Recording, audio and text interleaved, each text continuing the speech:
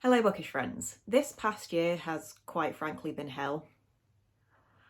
And today I want to talk to you about the books that helped to get me through it. Hopefully I can give you some recs that you can turn to if you're going through a bad time, or that just you read and enjoy even if life is going great for you. If you're interested in hearing a little bit more about what's been going on, check out my update video that I posted. But other than that, here are the books that helped me through this shitty year. Okay, this is really difficult to do with tea in one hand and I'm trying to balance an iPad on the other, but I'm managing it. So the first book I want to talk about is You Invited It In by Sarah Jules. We'll say this is on Kindle Unlimited, so if you like the sound of it and you're a KU girly, you can go and read this. I'm going to put this down now so that I can drink my tea. This is a book that I read closer to the start of the year, and I remember reading the blurb and just thinking, this sounds really fun. It's about a man, basically, that has suffered the bereavement of his wife.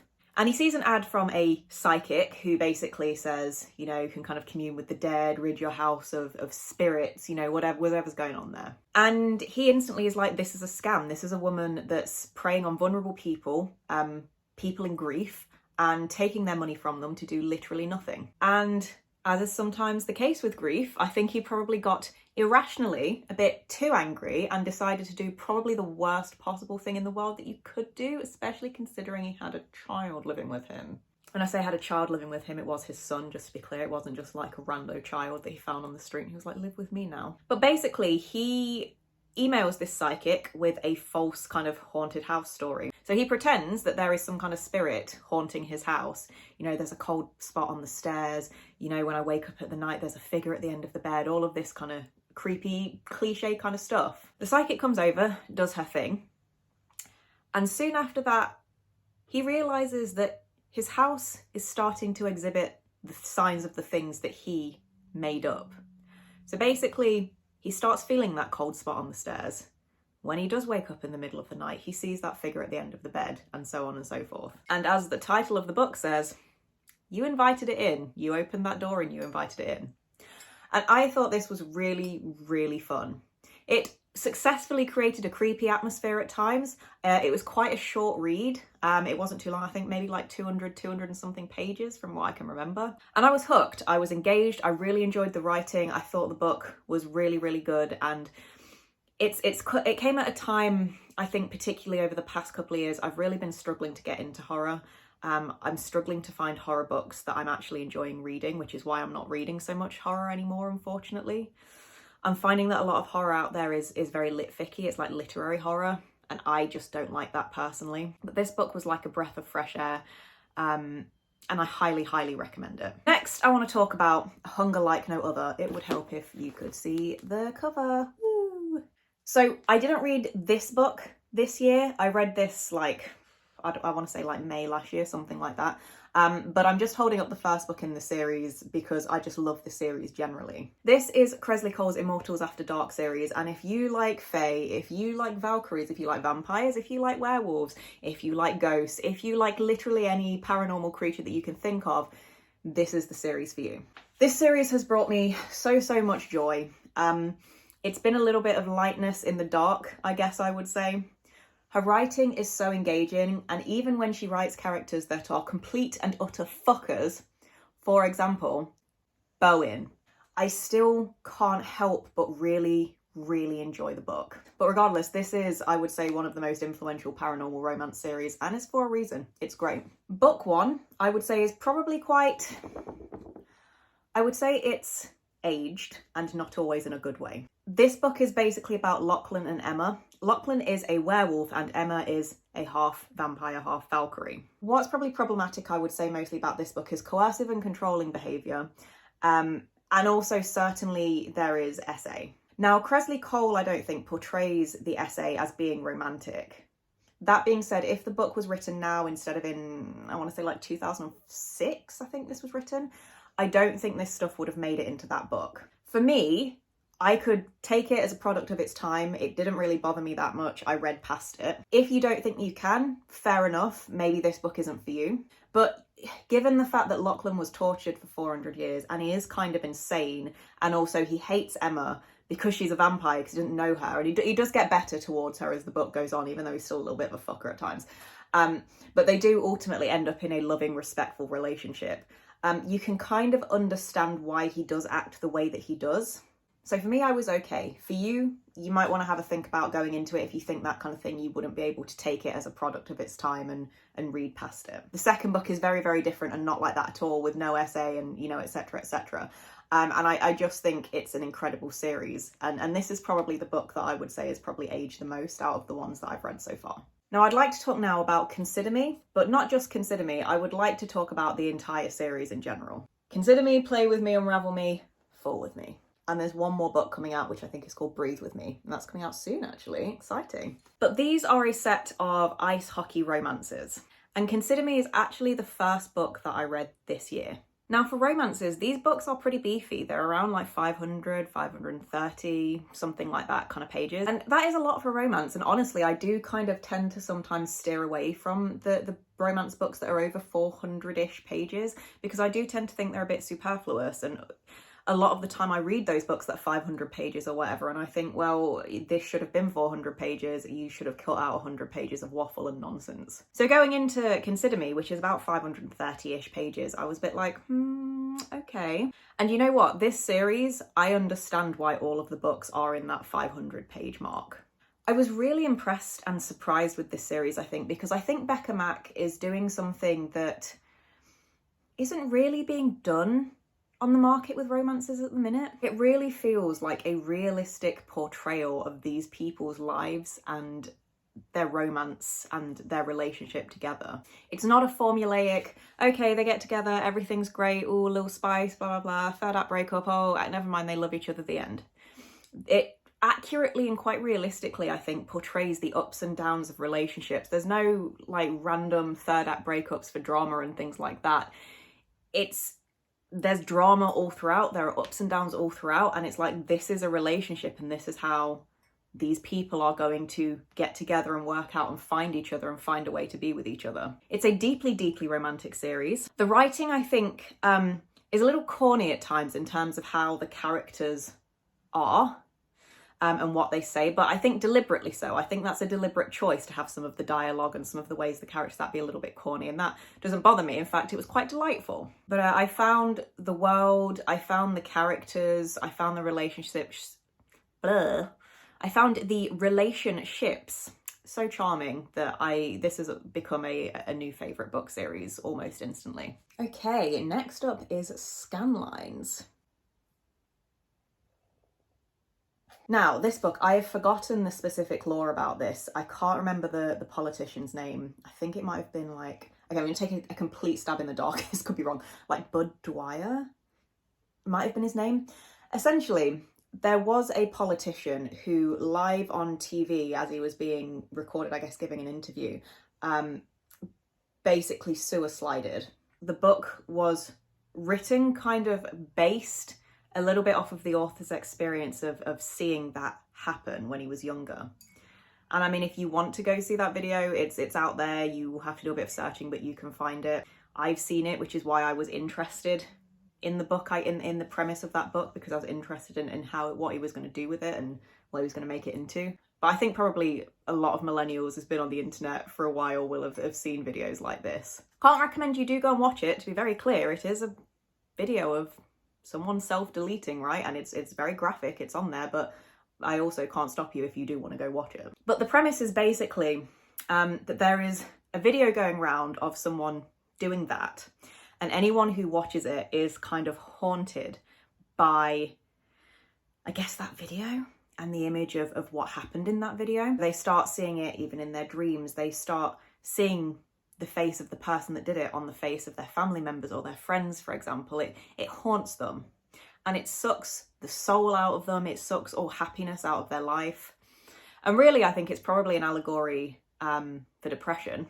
And I'm not going to lie to you, you might be surprised to hear that this is one of the books that really helped me through a tough year, because I have had big sad feelings for the majority of this year, and this book is bleak. If you are not in a good mental space and you don't think you can handle this kind of thing, please don't read the book, and do check the trigger warnings, because it's bleak. It's relentlessly bleak. But for whatever reason, that's just what I needed at the time, and I was desperate for a horror book that was gonna make me feel something again. That's a line to unpack with my therapist. But no, I was desperate for a horror book that was going to engage me and I was going to enjoy, and it was just going to grab me. And this was one of them. Finished my tea, so I can hold this up now. Huzzah. Caressed by Ice is next. So I am specifically holding up book 3 in this series. Book 1 is A Slave to Sensation. Now, this is Nalini Singh's Psy-Changeling series. And I have to say, this is probably, after the Clecanian series, which is this one, this is probably my second favourite paranormal romance series ever. I just think Nalini Singh is probably one of the most talented paranormal romance writers out there. She is already pretty big. Like, when you think of paranormal romance, if you know books in this genre, you're probably thinking about Psy-Changelings, but I think that she should be bigger than she is because I just think she's incredible. There are no books that I can say they dip below a certain threshold of quality. There might be certain books where you say, okay, well, the tropes in this one, they're not my favourite tropes or blah, blah, blah. But she just writes banger after banger. They're all good books. They just might not all have the tropes that you personally love in. And I have never rated any of her books below a 4-star, even though some of them have not had tropes that I've loved in them. But Caressed by Ice is a particular favourite of mine. I absolutely love this book. Essentially what the series is in a nutshell is there are changelings. So they are... well, they're not humans. They are people that can shift into animals. So the first kind of, I want to say like 15, 16, something like that books, they focus on 2 particular clans of changelings. So the Dark River clan and the Snow Dancers. And the Snow Dancers are wolves. So they are wolf shifters, and the Dark River, they are like cats. So like leguars. Jaguars, leopards, that kind of thing. In the world, in addition to shifters, there are also humans, and there are something called the Psy. Now, these are a race of people that have a variety of different kind of telekinetic powers, big brain powers. So they have these, I guess, kind of, I'm going to call them mind powers.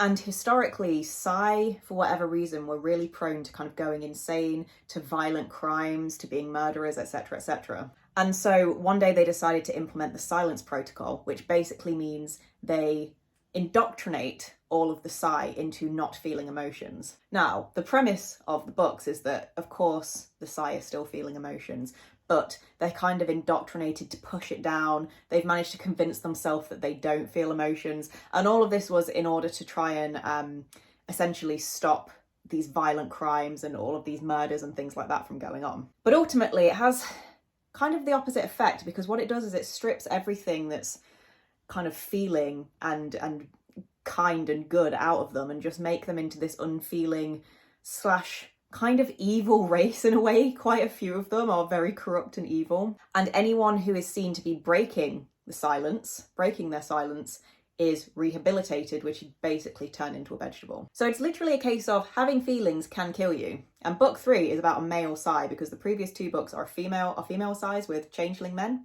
This is a male Psy with a changeling woman. And when I tell you I go feral for the trope of like, if he feels it might literally kill them, I go feral for that trope. But it's an incredibly in-depth and incredibly nuanced and incredibly complicated series that's incredibly well written as well. Married to the Alien, Cowboy. This is a series that I've only started reading recently, actually, and I've read 2 books out of the series. And I'm so glad I found this series. Again, it is on KU, so if you're a KU girly, you can read it. But I didn't know how much I needed an alien cowboy until this book came into my life. It's just fun. Now, I will say, it's a paranormal romance series, of course, because aliens. There is also the Clecanian series, which I'm going to talk about next. That's another alien series. I will say that if you're looking for very nuanced, very complicated kind of world building and plot and things like that, this probably isn't the series for you. This is light, it's fun, it's fluffy. There are some kind of more serious or darker themes that are dealt with pretty quickly and not in a great deal of nuance. But as much as I love the deep, complicated world building, it's not what I want all the time. And this is a series that I just speed through. I get through really quickly. The writing is great. It's really engaging. It's funny as well. And every time I finish a book, I get excited to read the next one. Let me talk about the love of my life, which is the Clecanian series by Victoria Aveline. You can see I've got some special editions here. I will show them to you. Give me but a moment. So you got Freeing Luca, Saving Veraco. I've only ever read these words, right? I'm doing my best. It might be Veraco, but I say Veraco. Tempting Auzed and Using Feho. There are 3 more books in this series as well. This is not only my favourite paranormal romance series, it may just be my favourite book series generally. I'm a slag for aliens. I absolutely love them. I don't know why. And there really aren't enough good alien romance writers in the field, in my humble opinion. This is an incredible series. It's incredibly rich. The world building is incredibly detailed. I've said incredibly a lot this episode, this video. What is a synonym for incredible? It's extremely rich with its world building. This is a series that over, the 8 books that we've got so far, and I think this series could go on and on and on. You can tell the author sat down and she plotted this series out. This series is so layered and nuanced. I won't go into too much detail about it because, to be honest, I'm gonna have to do a video just about this series one day because it's so rich, it's so nuanced. It's just incredible. And the romance itself is always kind of heartbreaking but amazing. And I just cannot highly recommend enough this series. If you're into paranormal romance, if you're not into paranormal romance, you should read it anyway. It's spicy, it's beautiful, it's nuanced, which is another word I keep using. There's an overarching story, there's very high stakes, political drama, people's lives are in danger. It's just great. We've also got How to Survive Camping. This book I read pretty recently as well, and I absolutely loved it. If any of you skulk around on Reddit, you might have heard of Tales from the Gas Station. The author skulks around on Reddit, apparently, and you can tell because this is very reminiscent of Tales from the Gas Station. It's very Tales from the Gas Station vibes. It is essentially a rule-based survival horror book, and it's told from the perspective of the main character, who it owns and runs a campground. And the book opens with a list of rules that you have to follow. So it starts off pretty normal, like number 1, when planning your camp, allocate 3 extra feet per tent. This leaves room for ropes and stakes. Number 2 is talking about, dig a moat around so that if it rains, it minimises flooding. Then number 3 is, don't follow the lights. And it's got, you can buy ice from children if they approach you with a wagon. But if you buy ice from the children that don't have a wagon, you're on your own because that ice is not worth the consequences. And it's basically an irreverent, fun kind of horror survival comedy. But this book, because I believe there are going to be more, is all about the man with no shadow. And he is the big bad of this book. It's kind of bonkers. It is a crazy book. Like, for example, there are loads of different supernatural creatures. One is the Shulkan? I forget exactly what they're called. But they are a group of Christmas chainmail warriors that if you don't have the Christmas spirit, they will drag you into an icy lake and drown you. My one criticism, well, I think the ending felt a bit rushed, but that's a very minor criticism. My one criticism outside of that is that the man with the school cup is not a love interest. And I'm hoping that the author corrects her mistake in book 2. Last but not least is Under the Oak Tree. And I mean, look how beautiful this edition is. I'm so sorry, but I mean... This is a book that is translated into English from Korean because it was originally a Korean book, and I think it was on Riddy Books, I think. And then it was a manhwa. Probably not saying that right, but it's the Korean version of a manga. And it's been published into a book. You might be gasping in shock because Carly's not a romantasy girly, but this book is an exception for me. The book is essentially about Maxie or Maximilian, who is the heroine, and she has a stutter, so there's some good disability rep in there. And because of that, she's always been despised by her father, who is the abusive Duke of, I think they call it Croeso in the book. I've seen it translated as Croy. I'm going to say Duke of Croy because I like that better. She is basically forced to marry Riften Calypse, who at the start of the book is kind of a not very well-known kind of lesser knight. And she's forced to marry him because the Duke is being forced to send his troops, basically, to go and defeat this dragon, this all-powerful dragon that's waking up. And he doesn't want to have to send his troops, his vassals. He wants, because that's going to weaken his power and his influence. So he's looking for an alternative. He's like, I've got this useless daughter. I'm just going to marry her to this dude. Because he is part of a knight faction called the Remdragon Knights, which are, powerful, but not very well known, very small. He is forced, Riften Calypse is forced into marrying her. You find out about this eventually. And he ends up going on this dragon campaign, but to everyone's surprise, he is like the most sexy and powerful knight in the kingdom, the world perhaps even. And he actually manages to go on this sewer slide mission and defeat the dragon, whereas everyone thought he would just die. So basically the story is about he comes back after 3 years and Maxie has been, you know, under the control of her dad, with her dad the whole time, and he takes her back to his land, and it's all about their relationship and her growing in confidence and so on and so forth. Now, this book was a wake-up call to me when I recommended it to my friend, and I was like, oh my god, it's so great, you know, effusive praise, things like this. And then my friend messaged me and she was like, Carly, like, he grapes the heroine at the beginning of this book and he's so horrible to her.